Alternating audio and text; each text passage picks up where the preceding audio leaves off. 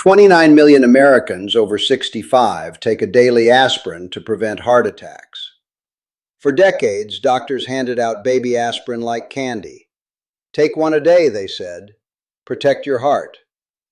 But in 2018, a study called Aspirin followed 19,000 healthy adults over 70 for 5 years. The aspirin group did not have fewer heart attacks. They had more major bleeding events, 38% more. The American Heart Association now says healthy adults over 70 should not start aspirin for prevention. Your doctor may have told you to take it 10 years ago, but did anyone tell you to stop? I'm Dr. Garrett Thornton, 34 years in internal medicine. I don't sell supplements, I don't run a clinic anymore. I'm here because someone should tell you what your doctor doesn't have time to. There is a little orange bottle in your kitchen cabinet. Maybe it sits next to your vitamins. Every morning you pop one tiny 81 milligram aspirin without thinking about it. You started it years ago. Maybe a doctor told you to. Maybe you read an article. Maybe your father took one every day and lived to 85, so you figured it was the right thing to do. Nobody has questioned it since. It refills automatically. It is cheap. It feels harmless. It weighs less than a raisin. But after 70, that tiny pill carries a risk most people do not understand. For 40 years, the medical community believed aspirin was a magic shield for the heart. The logic made sense. Aspirin thins the blood. Thin blood means fewer clots. Fewer clots means fewer heart attacks. Doctors prescribed it to nearly everyone over 50. That was the standard. But the Aspirin trial in 2018 changed everything. It was one of the largest studies ever conducted on aspirin in older adults. 19,114 participants, average age 74, healthy, no prior heart attacks or strokes. Half took aspirin, half took a placebo. After 5 years, the results stunned the cardiology world. The aspirin group had the same rate of heart attacks as the placebo group, but they had significantly more bleeding events, stomach bleeds, intestinal bleeds, and most concerning, brain bleeds. Aspirin after 70, in people who have never had a heart attack, did not help. It only added risk. Here is what aspirin does inside your body after 70. Your blood contains tiny cells called platelets. When you cut yourself, platelets clump together to form a clot and stop the bleeding. Aspirin blocks an enzyme called COX-1 that platelets need to clump. With aspirin in your system, your platelets cannot stick together as well. That reduces the chance of a clot forming inside an artery. But it also means that any bleeding, anywhere in your body, takes longer to stop. After 70, your blood vessel walls are thinner and more fragile. Your stomach lining is more vulnerable to erosion, and the small blood vessels in your brain are more prone to leaking. A bleed that a 50-year-old body could handle in seconds becomes a serious medical event at 75. A stomach bleed from aspirin can require a blood transfusion. A brain bleed can cause a stroke. Before we go further, I need you to hear this. If you have any of the following, stop and call your doctor before changing anything I described today. Kidney disease of any stage, liver disease or cirrhosis, diabetes treated with insulin. You take blood thinners like Eliquis or warfarin. You take a diuretic. You take a proton pump inhibitor like omeprazole. You have uncontrolled high blood pressure. This video is education. It is not personal medical advice. Nothing replaces a doctor who knows your chart. Now, with that said, here is what the research shows. Let me tell you about Richard. Richard was 78 years old, retired high school principal from Tucson, Arizona. He had been taking a daily baby aspirin for 16 years. His doctor started it when Richard was 62 because his cholesterol was slightly high.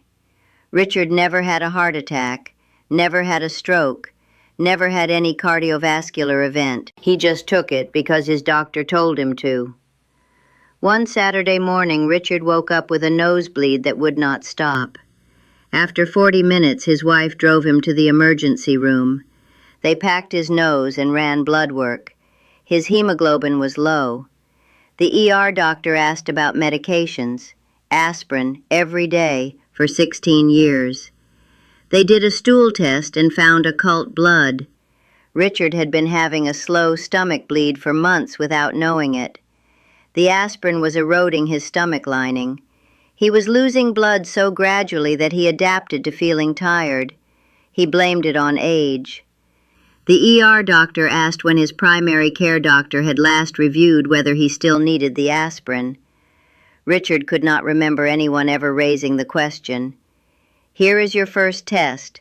Count how many blood-thinning agents you are taking right now. Aspirin counts as one. Fish oil at high doses counts as another. Vitamin E supplements count. Turmeric supplements at high doses count. Prescription blood thinners like warfarin or Eliquis count. If you are taking aspirin plus any one of these, your bleeding risk is multiplied. Many people take aspirin and fish oil together, thinking they are both protecting the heart. That combination nearly doubles your bleeding risk without adding cardiovascular benefit. Here is your second test. Check your stool. This sounds unpleasant, but it could save your life. If your stool is black or tar-colored, that is a sign of upper GI bleeding. If you see bright red blood, that is lower GI bleeding. If you have been feeling unusually fatigued for weeks and cannot explain it, ask your doctor for a simple CBC blood test to check your hemoglobin. Low hemoglobin plus aspirin use is a red flag for slow internal bleeding. Most people with aspirin-related stomach bleeds have no stomach pain. The bleeding is painless. That is what makes it dangerous. Things to avoid if you are still on aspirin after 70. First, combining aspirin with NSAIDs like ibuprofen or naproxen. This combination attacks your stomach lining from two directions. Second, taking aspirin on an empty stomach. If your doctor says you should continue it, always take it with food. Third, drinking alcohol regularly while on aspirin. Even moderate alcohol thins your blood further and irritates the stomach lining. 2 glasses of wine plus a daily aspirin is a setup for a bleed. Fourth, assuming enteric-coated aspirin is safe for your stomach. Enteric coating delays where the aspirin dissolves, but it does not eliminate the systemic bleeding risk. Your platelets are still impaired throughout your body. Here is what protects your heart without the bleeding risk. First, walking 30 minutes a day at a moderate pace. A 2022 meta-analysis found that regular walking reduces cardiovascular events in seniors by 27%. That is nearly the same benefit aspirin was supposed to provide, with zero bleeding risk. Second, managing blood pressure to a target your doctor sets for your age. After 70, the target may be different than it was at 50. Third, eating fatty fish twice a week, salmon, sardines, or mackerel.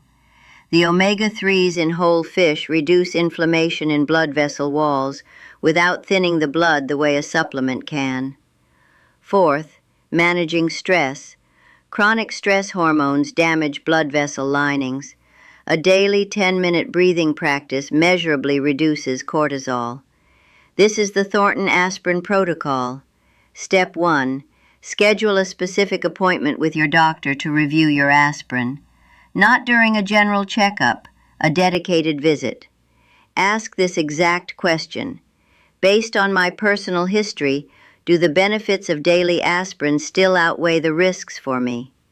If you have never had a heart attack or stroke, the answer may be no. Step 2. Never stop aspirin on your own. If you have been taking it for years, stopping suddenly can cause a rebound clotting effect. Your doctor will tell you whether to stop immediately or taper. Step 3. Replace the aspirin benefit with movement. Walk 30 minutes daily.